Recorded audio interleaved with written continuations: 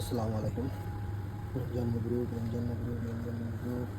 ভাই আজকে একটা রেসিপি দেখাইতেছি আপনাদের। দেখেন কত সুন্দর একটা রেসিপি আজকে। রব রাইস বানাইতেছি, মতলব টক দই দিয়ে সাদা রাইস।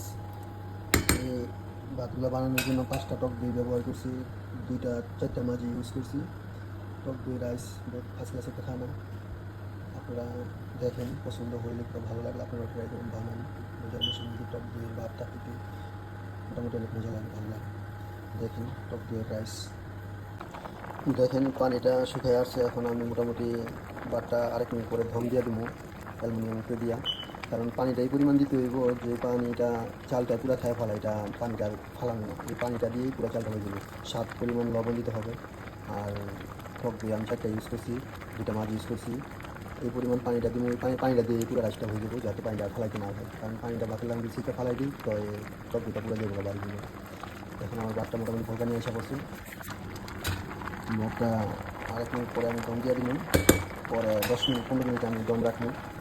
টক দিয়ে রাইস হয়ে গেল। দেখুন, ইনশাআল্লাহ আপনাদের পছন্দ হলে আপনারা ট্রাই করেন। এখন আমি পরে মোটামুটি শেষ পর্যায়ে হয়ে গেছে, এখন আমি ভাতটা ধনে দিই টক দিয়ে রাইস।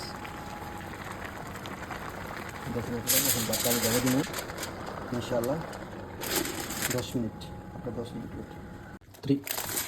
মাশাআল্লাহ মাশাআল্লাহ মাশাআল্লাহ। দেখেন ভাই, এই আমার রব রাইস কমপ্লিট হয়ে গেছে। দেখতে কত সুন্দর হয়েছে। এগুলো রব রাইস, আরবিতে বলে এটারে রব রাইস, আমরা বলি এটা দই রাইস। ইतना अच्छा खूबसूरत हो गया भाई अभी। এখন দেখেন ডিসপ্লে করে দিয়ে দিব ভিতরে। এইভাবে আপনারা ট্রাই করেন। আর আমার এই রব রাইসটা যদি পছন্দ হয় কিংবা ভালো লাগে, একটা কমেন্ট লাইক শেয়ার করে দিন, আরেকজনের দেখার সুযোগ করে দিন। ইনশাআল্লাহ অনেক সুন্দর হয়েছে, আপনারা ট্রাই করেন।